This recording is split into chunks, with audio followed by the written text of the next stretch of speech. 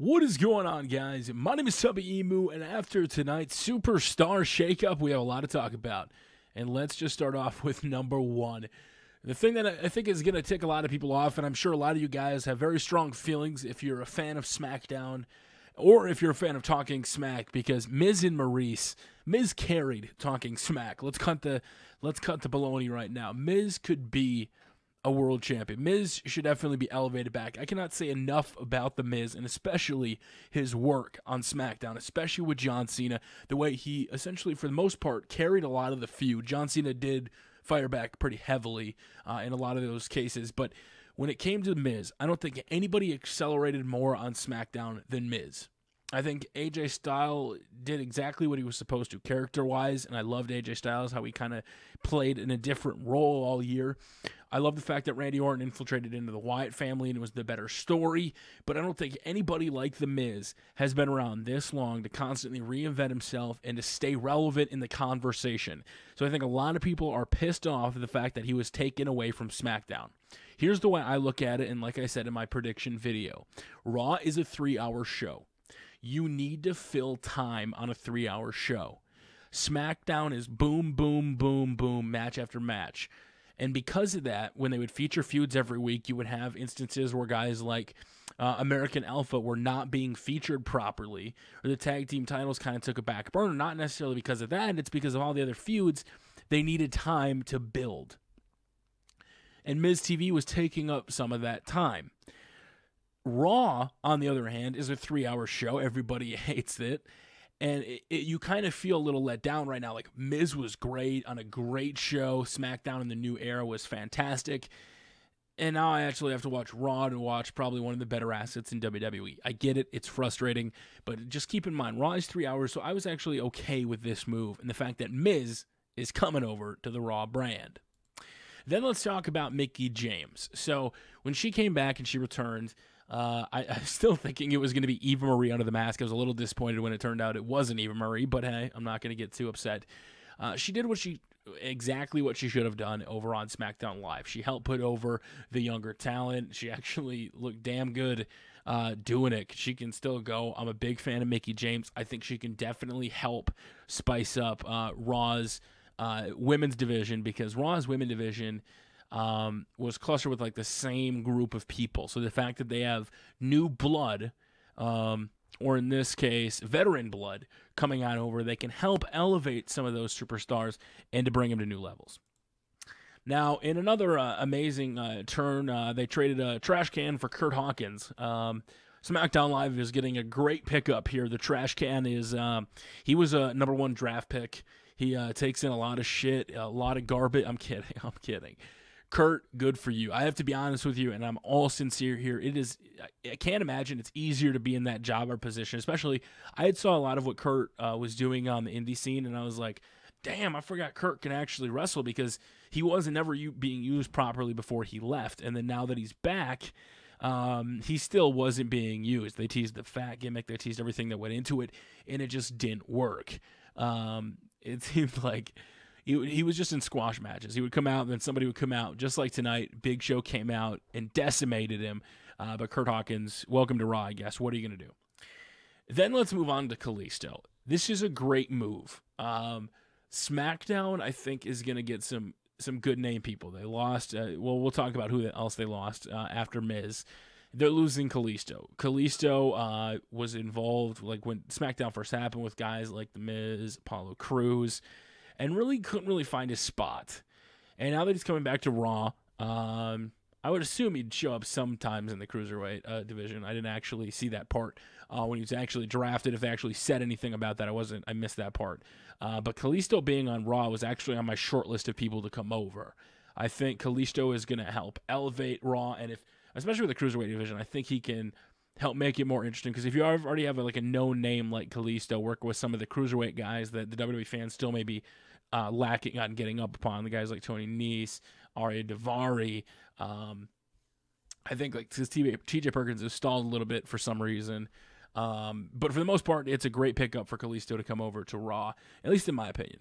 And then let's talk about Dean Ambrose. This surprised a lot of people, because when you think big name superstars, I don't know if too many people were ready for the Intercontinental Championship to come to Monday Night Raw. I'm not opposed to this whatsoever. I had actually joked, and as weird as this sounds, about having Dean Ambrose getting drafted and then to actually have Brock Lesnar get traded to SmackDown, or actually the opposite way, KO coming over to SmackDown, and then they could have both of those titles. So when Brock is gone, that title could come over. But we have to talk about what happened later on in the night, because that was the thing that I was hoping for the most, and it actually happened, is Dean is there, and then KO now presumably would get drafted over to SmackDown, unless this is like an alter plan to make Raw the super big show. And if that's the case, it actually makes sense. I would not be surprised tomorrow if the whole Cruiserweight division gets drafted to SmackDown. I wouldn't be surprised. Because if you think about it, they already shoot 205 Live afterwards. It would make sense for all that whole division. You pick away Kalisto to Raw. It leaves you a little bit of surprise. Like, why would you bring Kalisto over if you have a Cruiserweight division on Raw if you're going to take them all back to SmackDown? So I think that could benefit. And Dean Ambrose coming over, for right now, the Shield is reunited. Until tomorrow, when presumably somebody like a Seth Rollins or Roman Reigns gets moved over to SmackDown. Right now, you have Dean Ambrose, Seth Rollins, and Roman Reigns on the same show. So if we ever get a Shield reunion, I don't know. Just think about that. That's kind of crazy to think about. I was still kind of hoping for the Club versus the Shield at some point, but maybe that happens. The one thing I do want to say is I'm glad that, especially with Payback, because, well, we still have to get to him. Let's hold on for that point just yet. And then the person they announced first. This was before WWE RAW even went live. I think it was about 3:30 or 4 o'clock p.m. that they announced that Apollo Cruz would be the first superstar coming over to Raw. I'm a big fan of Apollo Cruz. Again, another guy, when SmackDown is only a 2-hour show, you only have X amount of time to show people off. So I don't know if that means that they're going to have to re-strategize SmackDown a little bit, because if you really want to showcase people, you can do it with a smaller set. But if all the fan favorites go over to SmackDown and SmackDown is still the better show, you're still going to have that problem of it being 2 hours, and then you have commercials, so it's like an hour 20 of filling all this time. And some people aren't going to get the chance to shine, like the tag team division or people like Apollo Cruz. Hopefully Raw is utilized even more, and hopefully it's a step up for him, because he definitely deserves a lot more than what he's been getting. Then we have Rhyno and Heath Slater. Now, they did announce that a former WWE Tag Team Champions would be coming over, or would be on Raw, presumably. And I was still kind of hoping for the Dudley Boys. I joked about it being the Dudley Boys 100%. I thought it would have been hilarious if it was the Dudleys. I think I even made a video as I'm moving around that video, if they would have been there. Because to me, to have all these tag teams in the tag team division try to be doing all this stuff, and then you have the Dudleys facing the Hardys in 2017.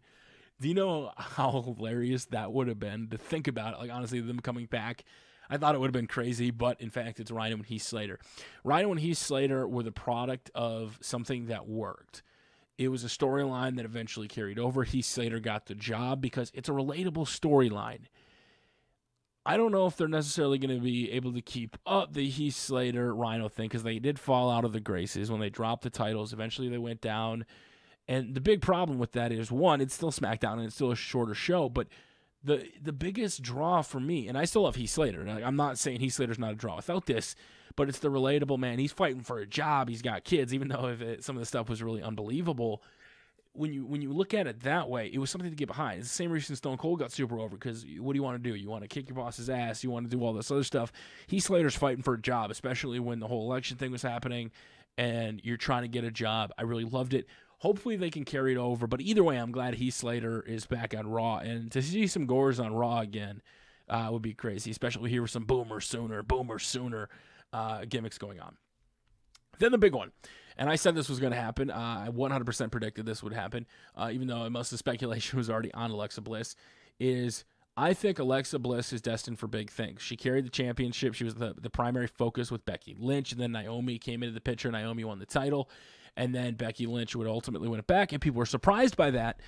But she's a two or three-time SmackDown Live Women's Champion, and she can be in a position of, like I said, if she was guaranteed a rematch or she came over, she was complaining about it.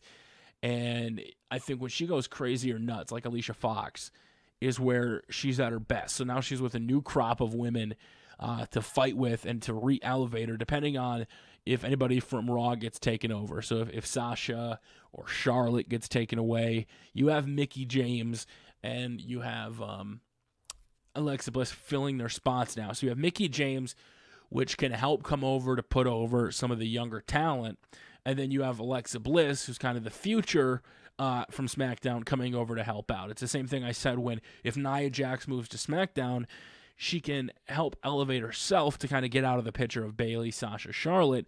But even if one of those women come over, you have her as the focal point, kind of like Mickie James. So you have somebody either as a stepping stone to go up against Nia Jax, or you have the world champion or somebody, multiple-time champion like Charlotte or Sasha Banks. So you have multiple tiers for, you have different feuds. You can have Mickie James as a feud, the veteran-type storylines like with Brian Kendrick. And then you can also have the up-and-coming, so you can have 2 matches of pay-per-view dedicated specifically to women. Hopefully more. I mean, if the storylines were bomb, that'd be great. But you can at least have 2 different tiers instead of everybody fighting for just one title. Here you'd have Nia Jax doing something. So I'm a very big fan of Alexa Bliss coming over to SmackDown. And last but not least, the person that I said would come over, although you invited Randy Orton to the House of Horrors at Payback, I was hoping it would be at the Payback pay-per-view. I had actually suggested that Randy Orton get drafted and then Brock Lesnar get drafted, because if you look at SmackDown, right, SmackDown, they could actually, as stupid as this sounds, SmackDown could benefit by not having a big title there defended all the time. Because in the land of opportunity, what bigger opportunity than to face Brock Lesnar? So if Brock Lesnar gets drafted over to SmackDown and you have Brock Lesnar not there all the time, like we talked earlier about the Miz TV coming off of SmackDown, Brock Lesnar wouldn't be there every week to take a spot. So you wouldn't have to worry about sacrificing a tag team division match every week because of that. To focus on a guy like AJ Styles or Bray Wyatt or Randy Orton, you could focus on, okay, Brock is gone. Who the hell in the land of opportunity is getting the opportunity to face the biggest challenge? Who's that going to be? Nakamura, AJ Styles, possibly Finn Balor. I would still be okay with a guy like Brock Lesnar getting drafted to SmackDown. I still want to see that because, like I said, in the land of opportunity in a 2-hour show, you're going to be like, oh shit, Bray Wyatt's over there. Randy Orton's over there. I could still see something like this happening where he wins the title. Because if Brock gets drafted tomorrow and then Randy versus Bray is for the title, that puts some real suspense. Like, oh, Randy Orton's going to win or Bray Wyatt's going to win because the title's got to swap. What happens if Intercontinental and the U.S. are on there and the land of opportunity to the world titles? There's still some unpredictability here, but the fact that Bray Wyatt was in one of the best storylines all year, had a huge part to do with Randy Orton. You took the land of opportunity. He won the title, and that opportunity was taken away from him. Like I talked about being a false land of opportunity, like when Mick Foley put people in control, and then look what happened to Mick Foley. He got crapped on by the Authority. Same thing with AJ Styles versus Shane McMahon in the land of opportunity. AJ Styles was champion. It eventually got taken away from him, and he had to face a guy like Shane McMahon, which is a huge surprise. I think the one thing that people are really happy about now is the fact that AJ Styles is staying on SmackDown. There could still be some changes, but I think this is good to get Bray Wyatt away from SmackDown. I would like to see him win the title and have Brock drafted tomorrow. Those are just my honest opinions, but I'd love to know what you guys think about everybody that was drafted over. Were you expecting somebody else? Were you pissed the fact that Miz got drafted? Are you a fan of the fact that Bray Wyatt got drafted? I'd love to know. Let me know in the comment section below. And that's where we're going to end this video because, like I said, I think these draft picks make sense all around. Every single person that went over, there's a reason for them to be on the other show. People are like, this is random. It's not random to have Mickie James come over to be the veteran to help put over all the younger talent because there is no established female star on Raw. It makes sense for Apollo Cruz to come over because on the land of opportunity, he really wasn't getting those opportunities. Same thing with Kalisto, 205 Live, or doing whatever he has to. Alexa Bliss coming, I think that a lot of people that if you're saying it's random, I think you're missing where they can fill in the gaps. So now we wait for SmackDown tomorrow. We get the speculation. Who's coming over to SmackDown? Let me know in the comment section below who you think could possibly be coming over to SmackDown and wrecking it for everybody else. And if there's like a huge spoiler where AJ Styles ends up getting traded, that'd be crazy. I had said the thing about Seth Rollins tonight, where Seth Rollins, he is the guy. they came out and said, you're absolutely not going to get traded. No way. You're too valuable or whatever. That's kind of like a bargaining chip, right? Like, that's kind of throwing out an offer. That's the art of the deal for Donnie Trump.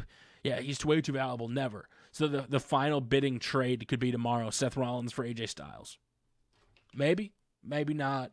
I'm still hoping for a swerve. I think everybody is thinking right now, no, SmackDown to Raw, that's it. Tomorrow, Raw to SmackDown. I could still see something like John Cena from back in the day getting swapped over. So let me know in the comment section below. We will be back tomorrow with another video. Probably going to be speculating a little bit before maybe a stream or just a video. But until next time, it's your boy Tubby Moo. Thank you so much for watching, and we will see you all later.